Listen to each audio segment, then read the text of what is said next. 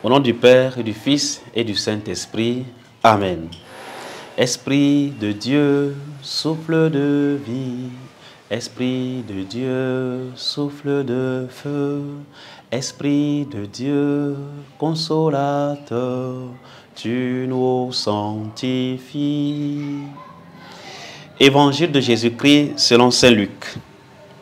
Quand fut accompli le temps prescrit par la loi de Moïse pour la purification, les parents de Jésus l'amenèrent à Jérusalem pour le présenter au Seigneur, selon ce qui est écrit dans la loi.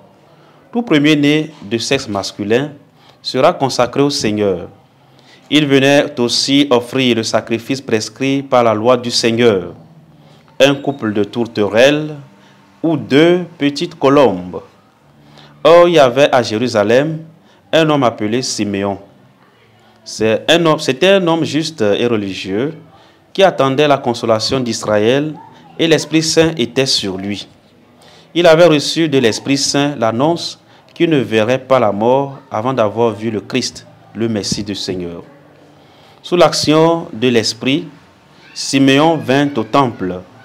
Au moment où les parents présentaient l'enfant Jésus pour se conformer au rite de la loi qui le concernait, Siméon reçut l'enfant dans ses bras et il bénit Dieu en disant : « Maintenant, ô Maître souverain, tu peux laisser ton serviteur s'en aller en paix selon ta parole, car mes yeux ont vu le salut que tu préparais à la face des peuples, lumière qui se révèle aux nations et donne gloire à ton peuple Israël. » Le père et la mère de l'enfant s'étonnaient de ce qui était dit de lui.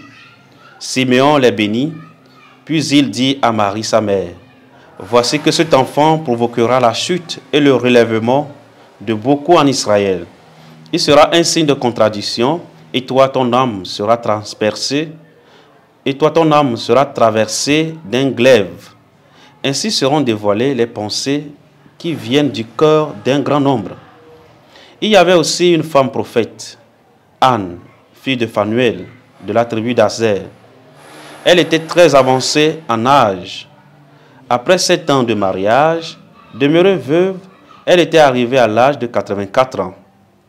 Elle ne s'éloignait pas du temple, servant Dieu jour et nuit, dans le jeûne et la prière. Survenant à cette heure même, elle proclamait les louanges de Dieu et parlait de l'enfant à tous ceux qui attendaient la délivrance de Jérusalem.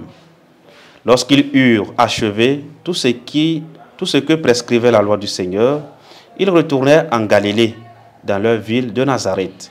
L'enfant, lui, grandissait et se fortifiait, rempli de sagesse, et la grâce de Dieu était sur lui. Acclamons la parole de Dieu. Louange à toi, Seigneur Jésus. Bien-aimés de Dieu, aujourd'hui nous célébrons la fête de la présentation du Seigneur. Après 40 jours de la nativité du Seigneur, aujourd'hui le Seigneur Jésus est présenté au temple pour se conformer, pour accomplir la loi de Dieu. Et dans cette présentation, c'est Jésus qui vient à la rencontre de son peuple, du peuple des croyants. Un peuple représenté par 2 personnages dans l'évangile de ce dimanche. Le vieux Siméon et la prophétesse Anne, qui reconnaissent dans cet enfant celui-là qui vient libérer Israël. Les parents de Jésus, Joseph et Marie, accomplissent donc le rite qui était prescrit dans la parole de Dieu. Ils se conforment aux Saintes Écritures. C'est une invitation pour nous à savoir obéir à ce que le Seigneur nous enseigne, ce qui est contenu dans la parole de Dieu. Même le Fils de l'homme a obéi à la loi du Seigneur. Et nous, qui sommes des hommes, nous sommes appelés à aimer davantage cette loi du Seigneur. La loi du Seigneur doit être notre joie, notre fierté, ce qui nous fait vivre. Aussi, dans ce qui est dit de cet enfant, nous voyons la révélation qui est donnée à travers Siméon, qui proclame au Maître souverain : tu peux laisser ton serviteur s'en aller, puisqu'il a vu désormais la gloire de Dieu. La prophétesse Anne également s'émerveille en voyant le Fils de Dieu. Nous sommes appelés à savoir découvrir le Fils de Dieu qui agit en nous. Nous sommes appelés à savoir découvrir la présence de Dieu en nous. Est-ce que nous sommes capables de nous émerveiller, de voir la gloire de Dieu qui agit dans nos vies, dans l'Église, dans les personnes qui nous entourent? Et Jésus est rempli de cette grâce qui vient de Dieu lui-même. L'enfant, dit Saint Luc à la fin de son évangile, lui grandissait et se fortifiait, rempli de sagesse, et la grâce de Dieu était sur lui. En ce jour, nous prions aussi pour les personnes consacrées. C'est la journée de la vie consacrée. Nous prions pour les personnes qui ont tout laissé, qui dédient, qui consacrent leur vie pour la cause des autres, pour la cause du royaume des cieux. Nous tous, comme baptisés, nous sommes appelés à être des fils de la lumière, à témoigner de cet enfant Jésus qui est venu nous libérer à travers notre vie.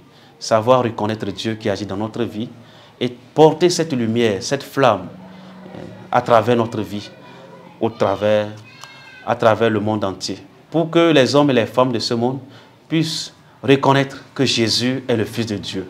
C'est celui qui vient libérer le peuple de ses péchés. Nous allons demander au Seigneur, à travers la célébration de cette fête, la capacité à être lumière pour le monde, puisqu'un des symboles qui est utilisé en ce dimanche, c'est la lumière. Le Christ est la lumière du monde, celui-là qui vient donner la lumière pour briller dans les ténèbres de nos vies. Nous terminons en priant et en invoquant le Seigneur. Dieu éternel et tout-puissant, Dieu de majesté, nous t'adressons cette prière, puisque ton Fils unique, ayant pris notre chair, fut en ce jour présenté dans le temple, fait que nous puissions, avec une âme purifiée, être présentés devant toi. Par Jésus-Christ, ton Fils, notre Seigneur, qui vit et règne avec toi, dans l'unité du Saint-Esprit, Dieu, pour les siècles des siècles. Amen. Qu'en ce dimanche, le Seigneur vous bénisse, au nom du Père, et du Fils, et du Saint-Esprit. Amen.